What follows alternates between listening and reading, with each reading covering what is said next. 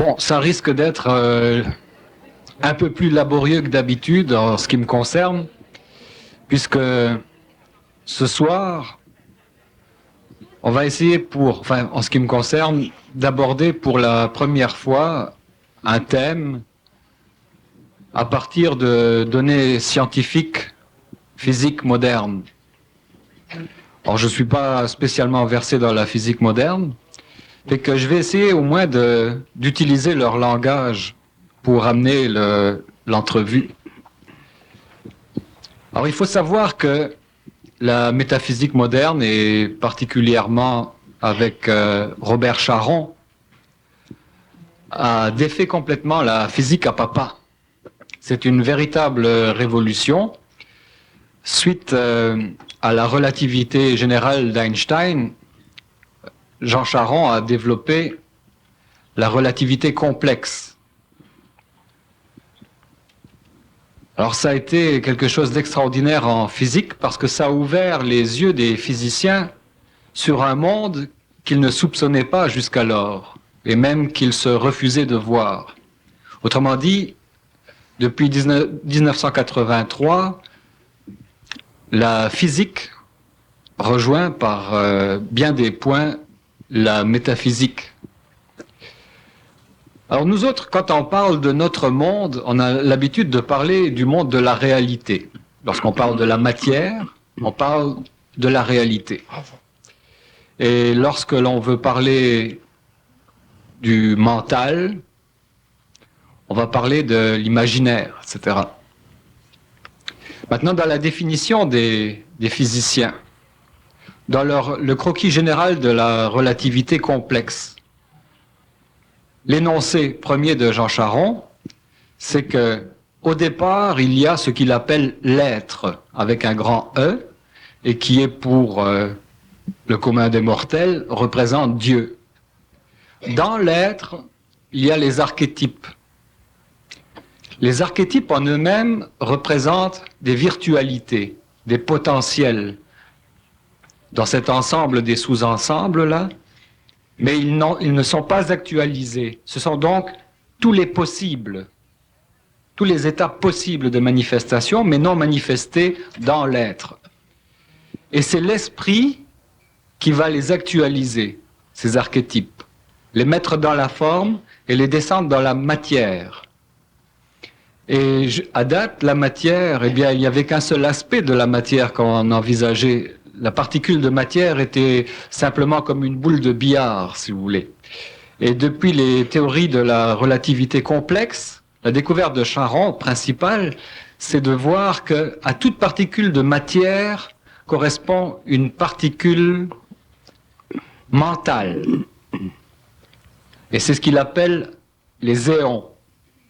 Autrement dit, les éons sont la contrepartie mentale de la matière. Et il appelle cet ensemble-là, matière et mentale, cette unidualité, la psychomatière. Dans ces équivalences, ces micro-univers d'éons, il existe des temps inversés, un temps négatif. Comme il existe un anti-quelque chose dans ces dimensions-là, tout ce qui est visible dans l'invisible, il y a un anti-matière, un anti-temps. Et c'est là où le concept commence à être difficile à se mettre dans la tête. Il faut croire qu'on n'a pas forcément les structures pour ça. C'est que dans notre temps à nous, qu'on appelle le temps positif, la cause d'un événement est à rechercher dans le passé. Donc c'est le passé qui détermine le présent. Mais dans un anti-temps, un temps négatif, la cause se trouve dans le futur et elle détermine le présent. Je peux aller jusque-là, mais pas plus loin. Là, on a besoin de vos explications, de vos lumières, Bernard. Bon, demandez-moi une question. Il y en a tellement.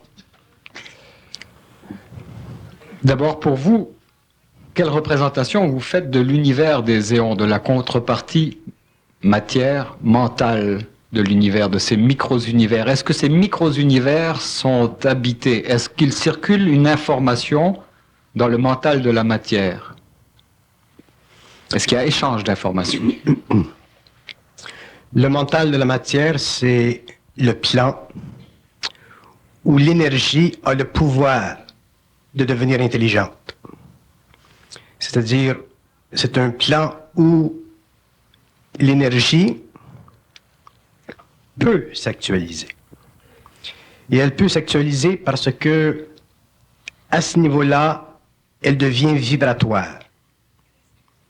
L'énergie, quand elle devient vibratoire, elle pulse. Elle devient rayonnante. Quand l'énergie devient rayonnante, pulsative, il y a existence cosmique. Dans le concept des éons, dans le concept de l'anti-temps ou du temps négatif, vous avez une énergie qui prend naissance, mais simplement sur un plan pulsatoire. Elle ne prend pas naissance dans la forme. C'est pour ça que nous pouvons dire, comme Charon dit, qu'elle fait partie du plan mental de l'énergie. Le plan mental de l'énergie, c'est un plan qui permet à l'énergie de naître dans son dynamisme exécutoire. Les éons représentent pour l'homme, ou représenteront pour l'homme, la valeur d'un temps positif quand l'homme aura accès à l'éthérique. L'éthérique, c'est la contrepartie matérielle du temps mental vécu par un homme conscient. Lorsque l'homme sera conscient qu'il aura accès à l'éthérique, il aura accès à ce qu'on appelle aujourd'hui le temps négatif, donc il aura accès aux éons, donc il aura accès à ce point dans ces espaces temporels où l'énergie devient exécutante, autrement dit pulsative, vibratoire.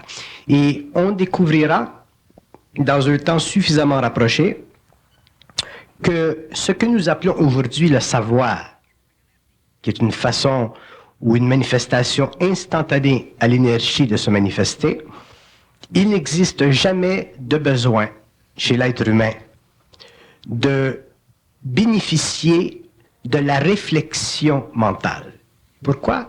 Parce que l'être humain qui sera dans le savoir, qui sera dans cette pulsation, sera au-delà de l'archétype. Donc, il sera au-delà de la forme. Donc, à ce moment-là, il pourra créer sur le plan matériel la forme dont il a besoin pour lui-même s'exécuter en tant qu'être en évolution.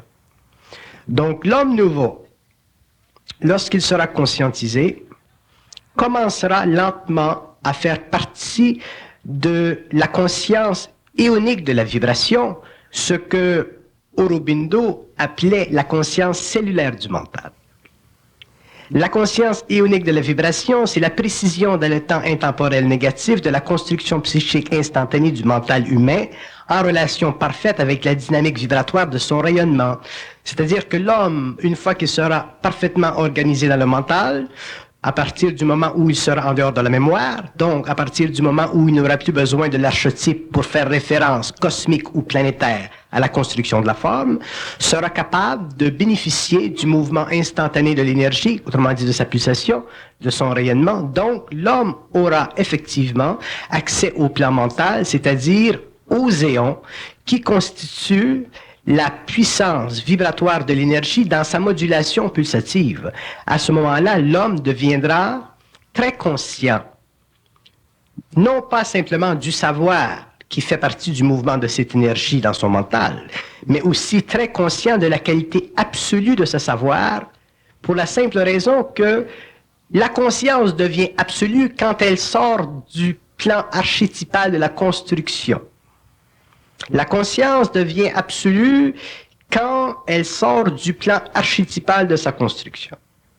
Le plan archétypal de la construction représentant toujours le plan mémoriel de la conscience, si la conscience sort de ce plan-là, elle devient absolue parce qu'elle n'est plus référentielle à rien.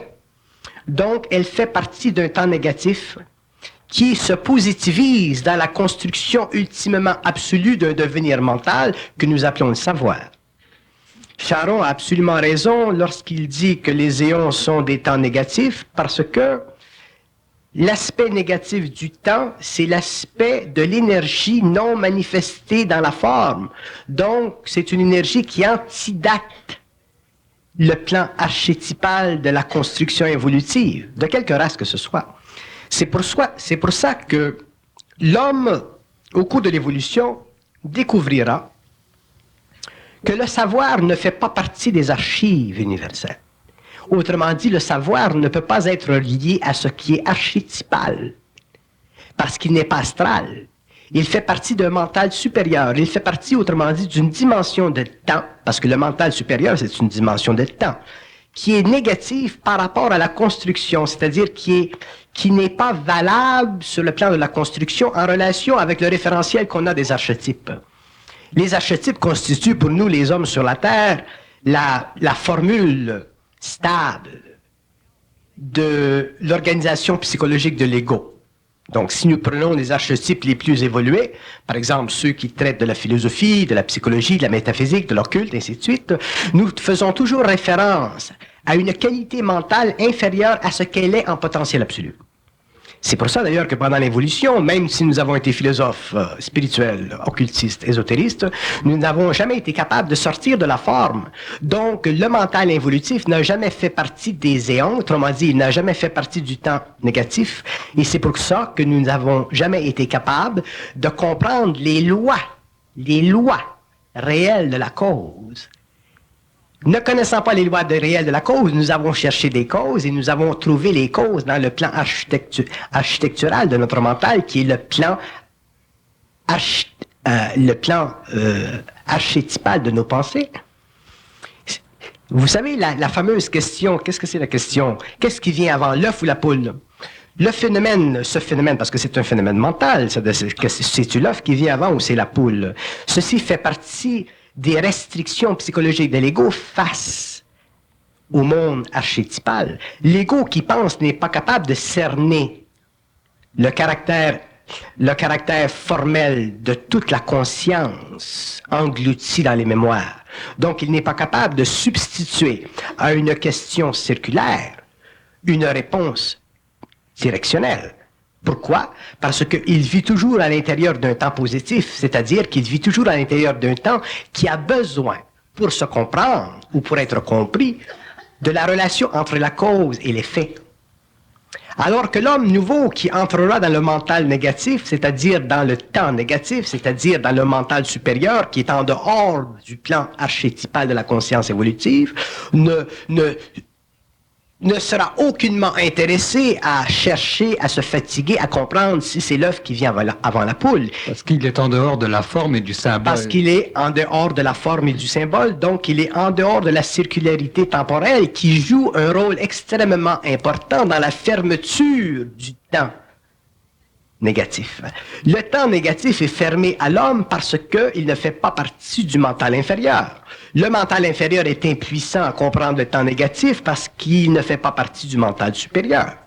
Donc l'homme, pour entrer dans le mental supérieur, autrement dit dans le temps négatif, autrement dit dans ce que vous appelez les éons, sera obligé d'apprendre à mettre de côté, sur le plan de la mémoire, sur le plan d'émotion, sur le plan du besoin, sur le plan d'anxiété, sur le plan de la recherche, sur le plan de la spiritualité, sur le plan de la personnalité, tous les aspects archétypaux ou archétypaux, ça doit être archétypal, qui symbolisent pour lui une certaine origine.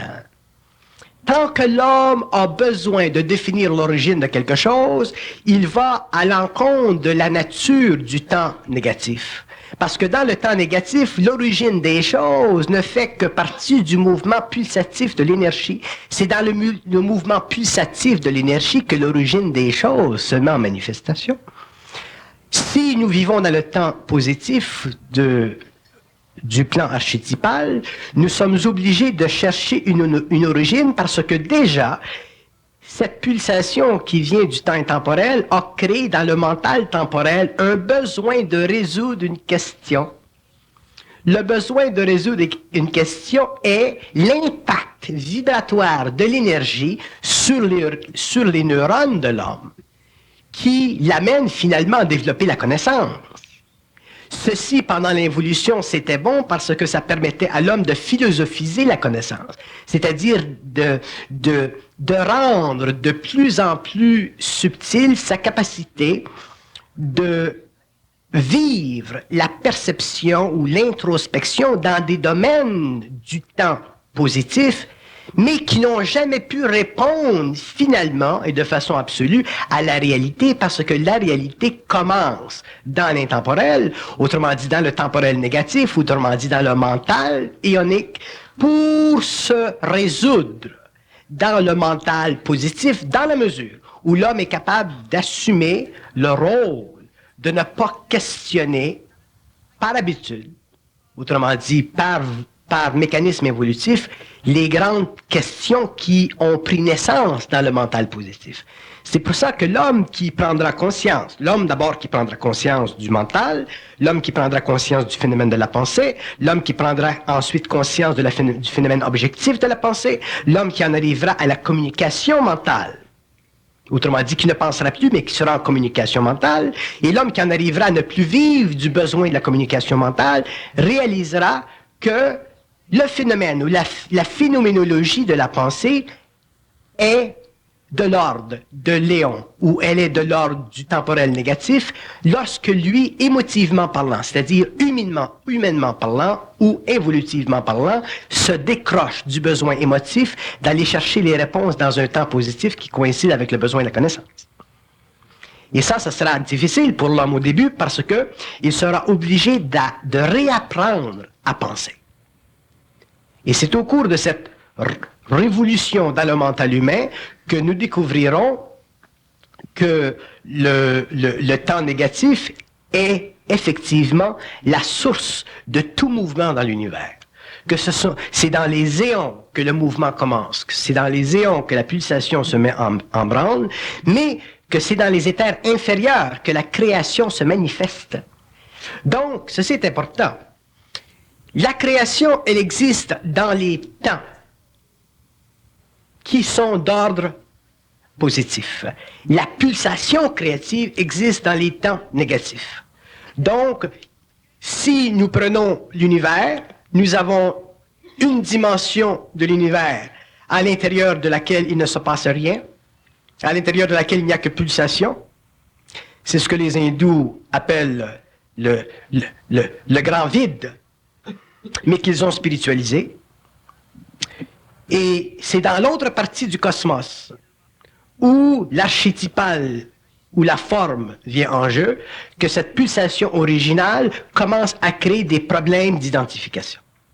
Ces problèmes d'identification servent aux races en évolution, au développement de la connaissance, donc au développement du cerveau, donc au développement de l'émotion, au développement du corps humain, et ainsi de suite.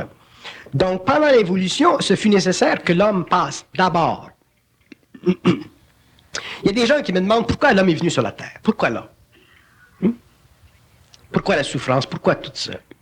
Et une des raisons pourquoi l'homme, parce que ce que nous appelons l'homme évolutif, l'homme d'aujourd'hui, c'est la manifestation du mouvement de cette pulsation originale venant des éons ou du temps négatif dans un plan ou des plans d'énergie d'ordre positif.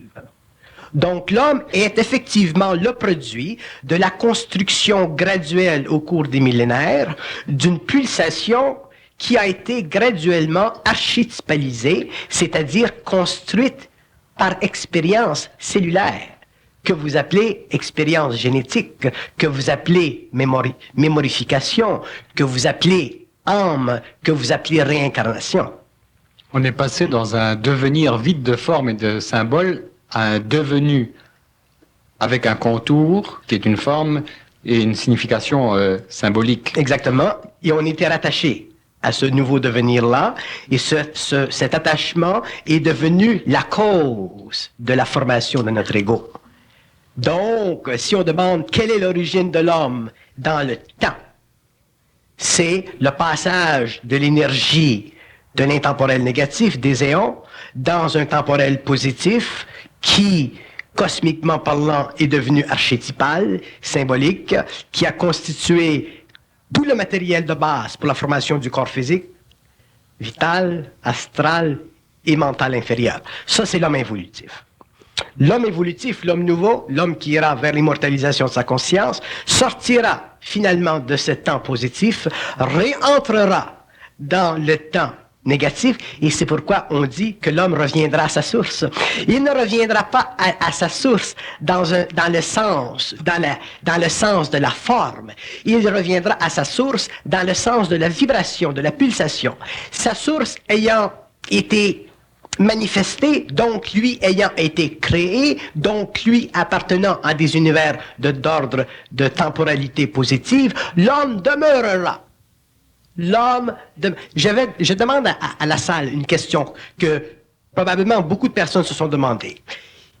N'avez-vous pas déjà pensé qu'il existe en soi, et je parle surtout aux gens qui ont étudié les philosophies orientales, je demande même à cette personne ici, est-ce que les hommes qui se sont rapprochés de la pensée orientale, qui a mené l'homme à la perception ou à la conscience d'un vide cosmique, est-ce que ces hommes n'ont pas découvert dans ceci une certaine anxiété? N'existe-t-il pas une certaine anxiété dans ce vide conçu par les orientaux au cours de l'évolution? Est-ce qu'il y a des gens qui peuvent me répondre dans la salle? Oh? C'est une anxiété au départ. C'est une anxiété au départ. Est-ce qu'il y a d'autres personnes qui ont connu cette anxiété?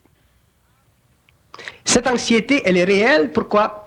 Parce qu'à partir du moment où la pulsation venant d'un néon ou d'un temps négatif, à partir du moment où cette pulsation se manifeste, autrement dit, devient créative, ce qui a été créé ne peut plus être détruit. Donc, dans la conscience cellulaire de l'être, surtout chez l'homme, parce que c'est l'homme qui a une conscience cellulaire, qu'il reconnaît comme étant égoïquement perceptible, il y a un refus vibratoire, autrement dit, faisant partie de l'intemporel ou du temporel négatif, il y a un refus vibratoire d'accepter l'annihilation. Et ça, c'est une des raisons pourquoi les gens qui ont suivi pendant des années les philosophies orientales seront obligés un jour d'en arriver à les mettre de côté, parce qu'ils seront obligés un jour de mettre terme à l'anxiété que crée une perception archétypale d'une infinité qui ne fait pas partie du monde temporel, mais qui fait partie du monde intemporel, autrement dit du monde négatif, qui fait partie des éons. Ce qui est créé ne peut pas être détruit. Il peut être transformé, mais il ne peut pas être détruit. Pourquoi? Parce que à partir du moment où une vibration ou une énergie devient pulsative, elle a la permanence absolue de sa propre dynamique, sinon l'univers n'existerait pas. Ce qui assure la permanence absolue de l'univers, ce qui assure la permanence absolue de l'évolution, ce qui fait que Dieu existe dans le mental psychologique humain évolutif, c'est l'absolue certainté qu'une dimension créée existe au-dessus du néant. Vous comprenez? Et c'est ça qui sécurise l'homme. Donc, l'homme, pendant l'évolution, a bien fait. Il ne pouvait pas faire autrement. Il avait les mécanismes parce qu'il était archétypal.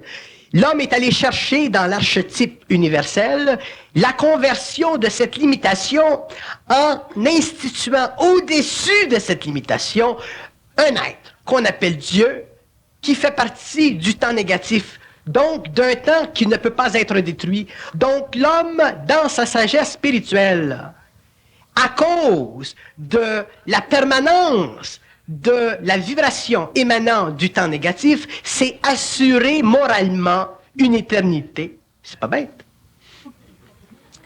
Avec l'évolution qui vient, l'homme devenant plus intelligent, parce que l'homme étant capable finalement de rompre et d'avoir la force de briser la prison de l'archétype universel, l'homme se libérera de l'anxiété que crée un absolu personnifié sur sa conscience renversera la polarité cosmique de son être, deviendra lui-même mentalement parfaitement unifié avec le temps négatif. Il n'aura plus besoin du Dieu qui l'a servi pendant l'évolution. Il deviendra lui-même conscience absolue. Il n'aura plus besoin de l'archétype pour répondre à l'infinité des questions. La pulsation vibratoire dans son mental supérieur lui donnera réponse aux questions parce que la source, elle existe dans le temps négatif. Donc l'homme n'aura plus à vivre l'anxiété philosophique, occulte, psychologique, spirituelle de la conversion de son absolu, Dieu, en une facette, l'homme. Il sera capable de convertir directement l'énergie du temps négatif en une forme non archétypalisée, non anthropomorphisée, à l'égale hauteur de son mental, capable de supporter le temps négatif. L'homme sera intégral, ce sera l'homme oméga. Si les éons sont la contrepartie mentale de la matière, si ce sont, d'après les physiciens, des mémoires signifiantes, si l'éon est la conscience de la matière, où s'inscrit là-dedans la réincarnation, le phénomène de la réincarnation de l'âme en tant que mémoire? Vous avez déjà identifié l'âme comme étant une mémoire. Quel parallèle vous pourriez faire entre l'éon, l'âme et la réincarnation? Léon n'a rien à foutre avec l'âme, parce que l'âme fait partie de la destruction temporelle. Autrement dit, lorsque Léon devient actif dans une conscience, lorsque le temps négatif devient conscientisé dans un mental humain, tout ce qui est mémoire, tout ce qui est âme, tout ce qui est archétype disparaît. La seule valeur de l'âme, c'est de servir de référentiel personnalisé ou prépersonnel astral dans l'évolution de la relation entre l'homme et l'archétype.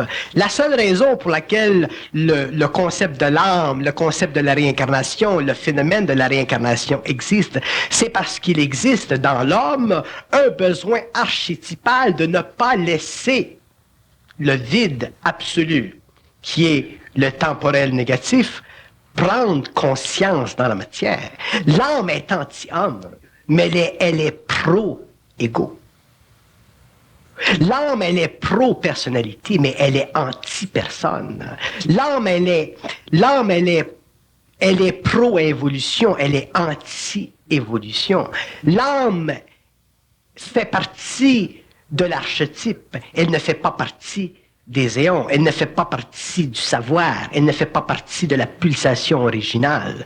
L'âme fait toujours partie de ce qui est mémoriel. C'est pourquoi l'âme, chez l'homme de l'involution, qui a toujours vécu à l'intérieur du temporel positif, a toujours été importante parce que elle créait dans l'émotion le besoin de se reconnaître une infinité que lui, en tant qu'homme, est allé chercher dans le ciel, est allé chercher dans l'astral, est allé chercher dans le monde de la mort. Alors que l'homme nouveau ira chercher dans les terres, ira chercher dans la permanence de sa conscience cette infinité. Autrement dit, il ira la chercher, cette infinité, dans son raccord étroit avec la pulsation vibratoire de l'intemporel mentalisé, au lieu d'aller le chercher dans une forme quelconque de mémoire, que ce soit sur le plan matériel ou que ce soit dans le monde de la mort. La grande différence entre l'immortel et le mortel, entre l'homme nouveau et l'homme ancien, la grande différence entre les éons ou le temps négatif et le temps positif, c'est que dans le temps négatif, dans le temps positif, toute construction mène à la mémoire.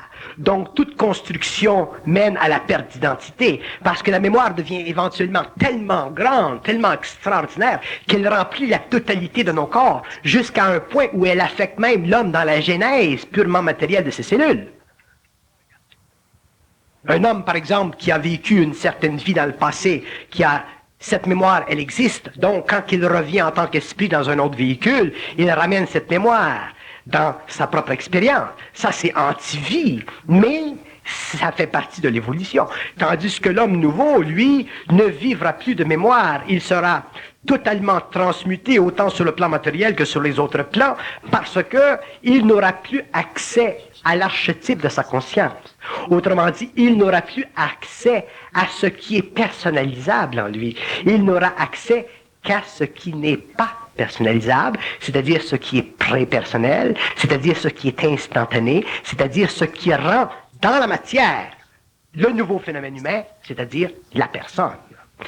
On parlera demain de la personne de l'homme, de la personne humaine. On ne parlera plus de la personnalité humaine. Parce que l'homme ne pourra plus vivre en fonction de la symbologie de son psychisme. Il ne pourra plus vivre en fonction de l'émotivité que créent consciemment ou inconsciemment les archétypes. Pourquoi? Parce qu'il sera dans un temps mental qui fera partie de la conscience ionique, c'est-à-dire du grand vide cosmique où le rayonnement ou la pulsation de l'énergie est elle-même absolue. Donc l'homme sera libre. Donc il deviendra oméga, c'est-à-dire qu'il aura la capacité de reconnaître le point final de l'évolution et en connaissant le point final de l'évolution, il connaîtra le point original de l'évolution. Mais ce point final, l'alpha et l'oméga, se situe où? Est-ce qu'il se situe face au temps négatif ou est-ce qu'il se situe face au temps positif? Il se situe face au temps positif. C'est pour ça que l'homme nouveau aura les réponses à tout ce qui concerne l'organisation interne du monde évolutif qui se rapproche ou qui se rapporte directement à la mémoire de l'homme personnel ou à la mémoire de la race ou à la mémoire cosmique des entités totales en évolution, le monde de la mort, ce qui, dans une totalité, représente l'archétype universel de l'homme. Il sera libre de ceci. C'est pour ça qu'il sera libre réellement des questions qui mènent éventuellement à la circularité, autrement dit au piège de l'infinité. Est-ce qu'il vient le poulet ou l'œuf un avant? L'homme aura éliminé ceci. Si vous me demandez, moi, qu'est-ce qui vient avant, c'est le poulet ou l'œuf? Mais je vais vous dire, je ne suis pas intéressé à cette question. Cette question ne fait rien vibrer dans mon mémoriel, dans mon archétypal, ne fait rien vibrer dans mon alpha ou mon oméga, elle ne fait rien vibrer dans mon temporel positif. Mais si je regarde la question de l'œuf ou du poulet à partir du temporel négatif d'un mental supérieur, à ce moment-là, je réponds, c'est une perte d'énergie. Correct? Donc, à ce moment-là, je suis libre, je deviens libre de la question fondamentalement psychologique et essentiellement quoi? Essentiellement perte de temps. Emmerdatoire. Emmerdatoire. Bon. Il y a une autre découverte qui est faite au niveau de la relativité complexe. C'est la progression ou la mutation des règnes, le passage d'un règne à un autre, du règne minéral au règne végétal, animal, humain et ultra-humain. Eux autres appellent ça le règne ultra-humain. Peut-être qu'ils s'inspirent de Théard de Chardin, je pense que c'est proche comme définition. C'est conditionnel, cette mutation-là, le passage d'un règne à un autre, à la capacité de stocker, de recevoir de l'information, donc des mémoires signifiantes, accumulées, jusqu'à saturation. Lorsqu'il y a saturation de cette capacité d'englober de l'information, il y a mutation, il y a passage sur un autre règne, sur un autre plan. Bon, ça c'est une... Bon, je peux pas dire que c'est une erreur, parce que c'est simplement un manque de perception plus profonde. Ce n'est pas l'accumulation en saturation de la part d'un règne face à un autre qui crée la mutation. C'est le désordre que crée dans un règne supérieur un règne inférieur qui crée la mutation. La mutation est toujours le produit d'un besoin dans la nature de corriger, de raffiner. Donc, la plante absorbe le minéral. Elle absorbe le minéral, absorbe le minéral, absorbe le minéral. Donc, elle absorbe une vibration inférieure. Donc, quelque part dans le temps, elle sera obligée de raffiner son comportement face à cette absorption. Donc, il y aura mutation. L'animal absorbe la plante.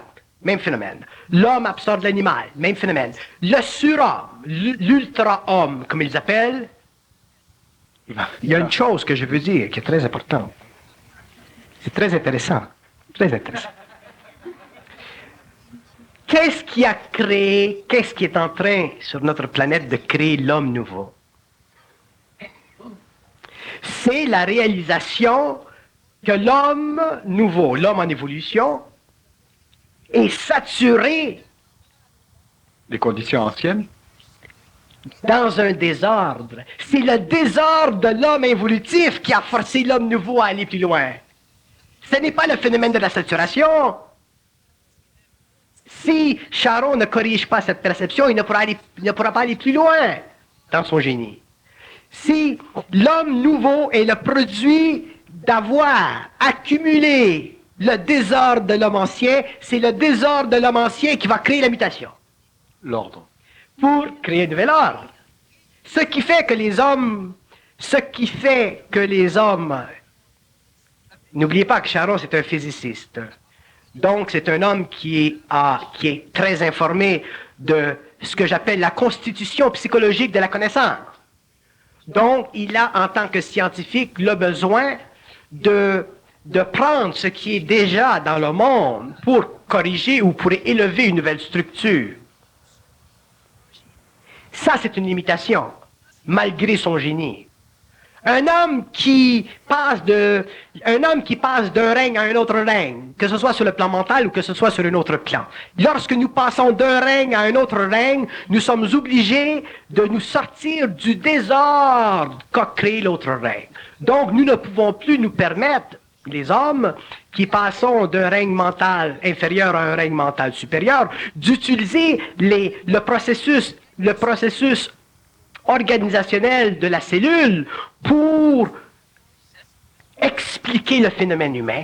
Parce que le phénomène humain, je le dis toujours, l'évolution, je ne dis jamais, je n'ai jamais dit l'évolution est quelque part l'évolution. Ce n'est pas le phénomène de la relation entre l'involution et l'évolution, ce n'est pas un phénomène d'exponentiel. C'est une brisure. L'involution, l'évolution. Le V, la pointe du V, c'est une brisure. L'homme nouveau brise avec l'homme ancien. Pourquoi? Parce que le mémoriel de l'involution est arrivé à un point où il a totalement pollué l'homme. Donc l'homme passe à une mutation, c'est-à-dire qu'il se refuse d'accepter génético-mentalement, si vous voulez employer un terme ridicule, génético-mentalement, il se refuse d'absorber du mémoriel pour se constituer une nouvelle valeur. Donc, l'homme nouveau n'est pas le produit d'une synthèse génétique. C'est pourquoi j'ai toujours dit, l'homme nouveau n'est pas le produit de l'assimilation d'une nouvelle race en relation avec une race ancienne. C'est une coupure.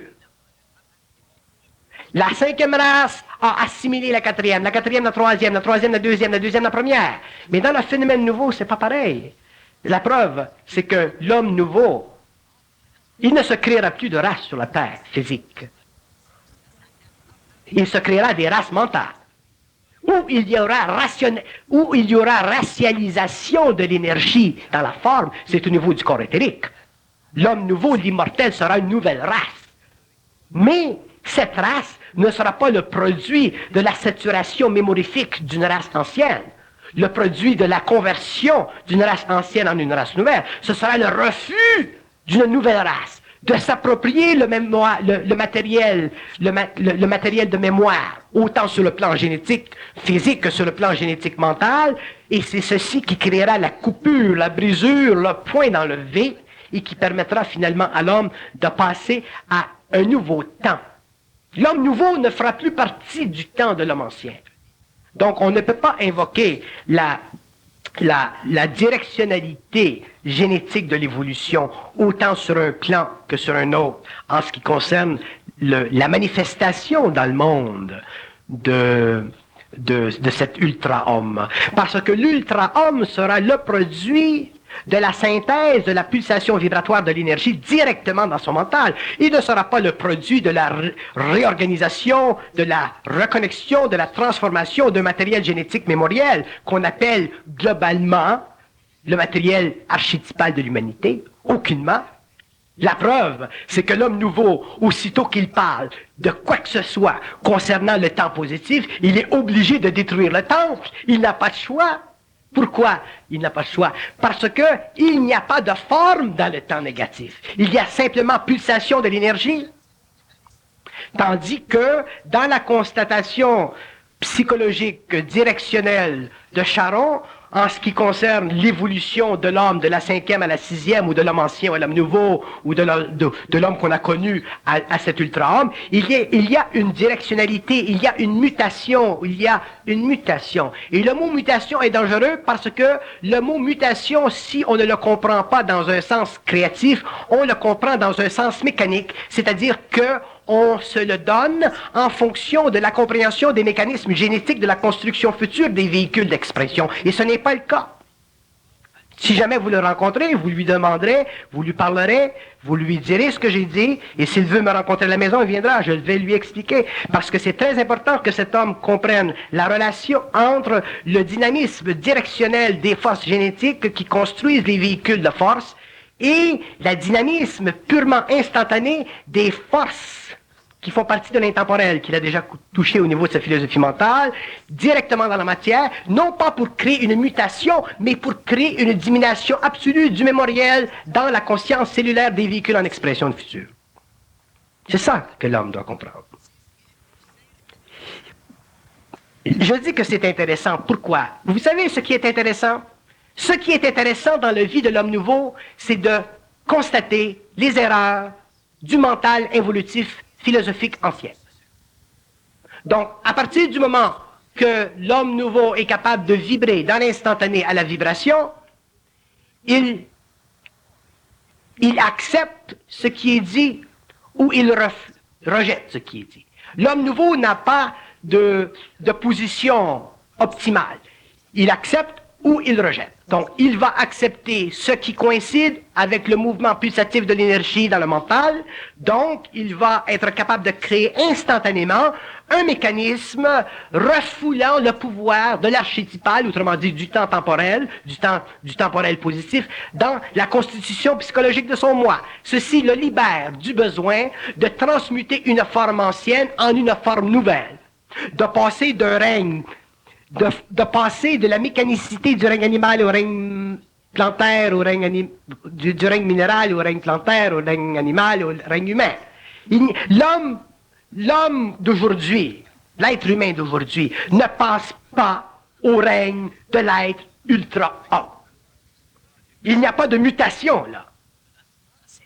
C'est un refus catégorique d'absorber le mémoriel de l'homme ancien qui fait le changement catégorique et absolu dans la conscience morontielle de l'homme. Ce n'est pas un phénomène de transmutation. Le concept de la transmutation fait partie de la science d'aujourd'hui. C'est un concept qui est très valable à l'intérieur de l'organisation et du développement des règnes inférieurs. Mais il ne fait pas partie de la constitution future du devenir oméga de l'homme parce que il ne fait pas partie de la réorganisation génétique du matériel mémoriel, tant sur le plan physique que sur les plans psychiques. Au contraire, c'est un refus absolu. C'est pour ça que je parle de la haine. Si je vais plus loin dans le concept de la haine, qu'est-ce que c'est la haine? La haine, c'est le pouvoir de l'énergie pulsative originale de reprendre contact avec les vertus créatives de son devenir au cours des temps qui font partie de la création. C'est ça la haine. Un jour, l'homme découvrira qu'il ne peut pas aimer s'il ne connaît pas la haine cosmique. Parce que aimer, tel que l'homme aujourd'hui sur notre planète le conçoit, n'est pas une qualité psychique de l'être. C'est une qualité émotive, planétaire de l'ego inconscient. L'homme demain, lorsqu'il sera conscient, lorsqu'il aura parfaitement intégré cette énergie pulsative dans sa conscience, il sera obligé d'apprendre à haïr l'archétypal pour comprendre les lois de l'amour, c'est-à-dire pour se refuser d'être englobé par toute forme de mémoire qui a servi à l'involution. C'est ça, l'évolution future de la conscience marginale, créative de l'homme nouveau. Ce ne sera pas une haine psychologique.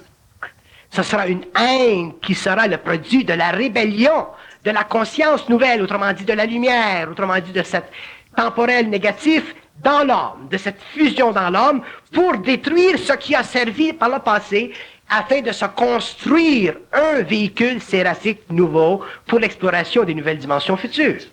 Est-ce que le stade oméga de la race est atteint au bout de la 7e race racine? Oui, le stade oméga de la race sera atteint au niveau de la 16e race racine, parce que la 7e race racine aura connu, aura expérimenté suffisamment de chocs à tous les niveaux de son expérience pour transcender la mémoire archétypale de son temporel positif. C'est ça qui permettra que la race future, dans sa finalité, pourra passer à l'évolution jupitérienne, c'est-à-dire à une évolution de conscience séraphique capable de réorganiser intégralement le territoire humain de la galaxie pour finalement donner à l'homme ses droits d'aîné, c'est-à-dire sa capacité en tant qu'être de générer sur les plafonds du temps involutif, toutes les forces nécessaires à la construction d'un nouveau domaine qui fera partie du mouvement et de la pulsation infinie de cette énergie négative qui fait partie du temps négatif. C'est là que l'homme deviendra effectivement un exécuteur testamentaire de l'humanité ancienne et que sera capable, en tant qu'être intégral, de devenir ce qu'il n'a jamais pu réaliser au-delà de son imaginaire occulte, métaphysique, spirituel, donc qu'il a mis dans les mains de Dieu. Les physiciens en arrivent à une conclusion qui corrobore celle qui a été amenée par les hindous il y a déjà 4 ou 5 000 ans, c'est-à-dire que le monde de la matière est un monde d'apparent. Écoutez, fait à l'image je vais vous dire une chose. Les physicists aujourd'hui qui tombent en amour avec les orientaux ou avec la philosophie orientale, ce sont des gens qui ont une valeur spirituelle avancée. Et je respecte que ces êtres commencent à voir qu'il y a au-delà de la matière, autrement dit, au-delà de la au-delà de la fixation de la forme, des éthers subtils qui constituent un grand vide bouillant d'énergie créative. Ça, je les respecte. Mais il ne faut pas tomber non plus dans l'extrême mouvement de la pensée scientifique spiritualisée pour en devenir éventuellement des naïfs scientifiques. Parce que ces hommes, s'ils tombent dans la naïveté scientifique, ils vont être repoussés par ceux qui continuent à poursuivre dans les domaines ardus de la physicalité de la forme. La science matérielle, telle qu'elle a été établie au 19e, 18e siècle, telle qu'elle a été finalisée depuis quelques années, c'est une science qui est extrêmement importante pour l'évolution de l'homme. Elle a des erreurs, il y a des failles dans cette science, mais ce n'est pas dans la science que les failles existent, c'est dans la conscience des hommes qui la manipulent, cette science, cette matière. Les physicists doivent continuer à persévérer dans la construction psychologique du mental supérieur pour contenir la forme qui éclaire la matière et qui leur donne de nouveaux horizons en ce qui concerne la dualité de la matière, c'est-à-dire son aspect esprit, son aspect densifié. Sinon, ils vont faire fausse route, ils vont devenir des gourous scientifiques et à ce moment-là, la science va arrêter. Et je connais beaucoup de ces physicists qui commencent un peu là à perdre les pédales.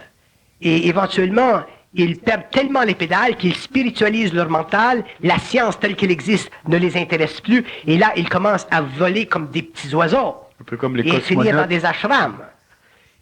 Il s'agit pour l'homme de comprendre que j'ai fait dans mon livre un chapitre que j'appelle le monde des abîmes.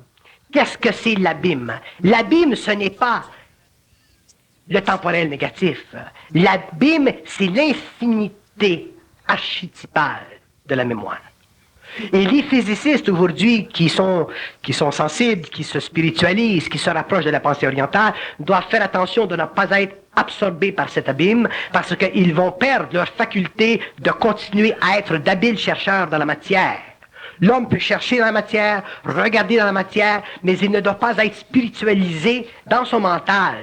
Parce que s'il est spiritualisé dans son mental, éventuellement son ardeur dans la recherche des lois de la matière va disparaître et il n'aura pas eu le temps de vibrer à l'énergie de l'intemporel pour éclairer les lois de la matière comme cette énergie peut éclairer les lois de l'informe ou les lois du vide ou les lois de cet abîme qui constituent, dans le fond, non pas des territoires purement psychiques et nébuleux, mais réellement des mondes solidement bâtis sur des principes d'organisation de la forme que des êtres conscients peuvent visiter, entrer en relation avec, communiquer avec, ainsi de suite. Autrement dit, il y a de l'intelligence sur différents plans de ce monde cosmique, de ce vide, de cet abîme, de cet archétypal, et l'homme doit être capable d'entrer dans ces mondes, en revenir de ces mondes, revenir dans la matière, exploiter la matière, mais ne pas l'exploiter spirituellement, l'exploiter avec la capacité créative qui vient de cet intemporel-là, de ce temporel négatif.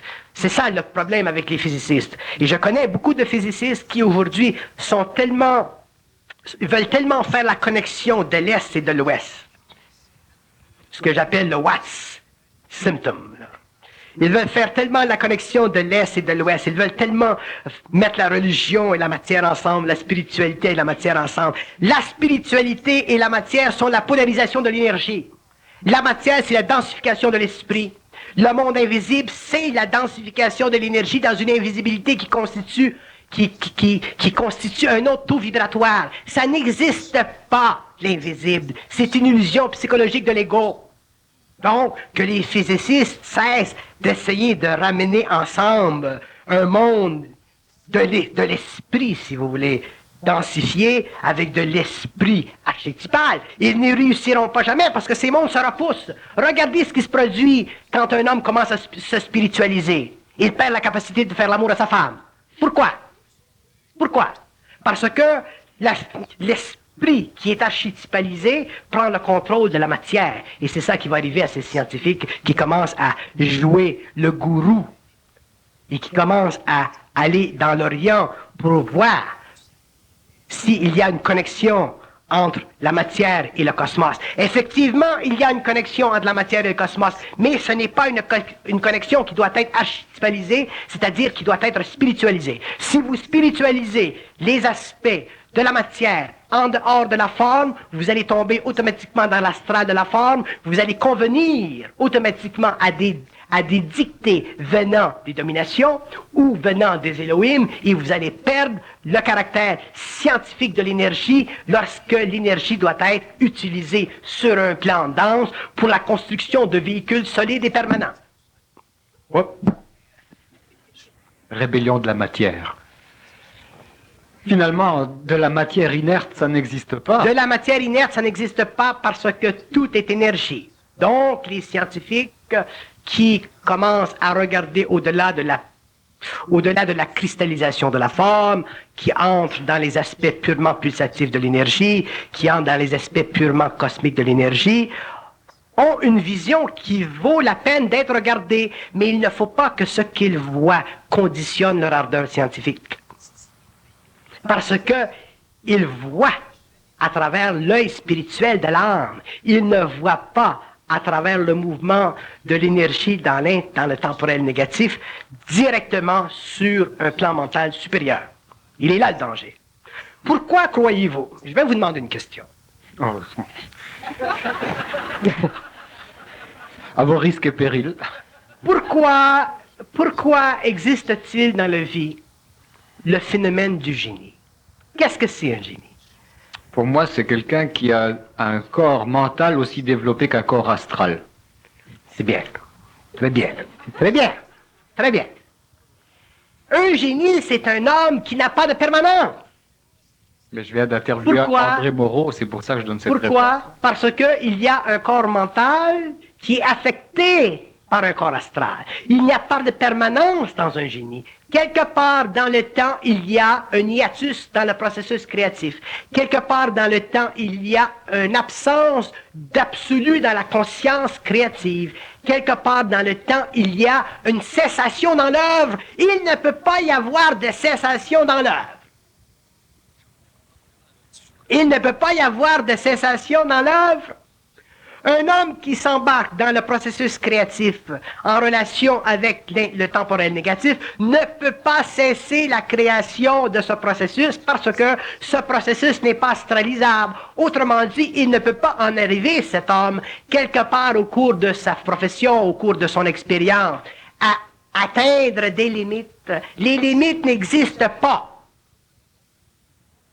Donc, si les limites n'existent pas dans le processus créatif de l'homme intégral, il ne peut pas y avoir dans la science de l'invisible, dans la science de la conscience, dans la science de la matière, de points d'interrogation. Donc, il ne peut pas y avoir d'utilisation chez l'homme créatif, dans ce sens-là, de points qui sont ou qui peuvent être contestés absolument par un homme ou des hommes conscients. Autrement dit, ce que je veux dire, c'est qu'un homme qui vient dans le monde et qui fait telle chose, qui crée des idées, ainsi de suite, tout ce qu'il fait, tout ce qu'il dit, même jusque dans l'utilisation de la forme, ne doit pas être contestable par un homme conscient. Si c'est contestable par un homme conscient, il y a de l'astralité dans le mental. Parce qu'un homme conscient n'est pas capable de contester ce qui est parfaitement créé par un homme conscient.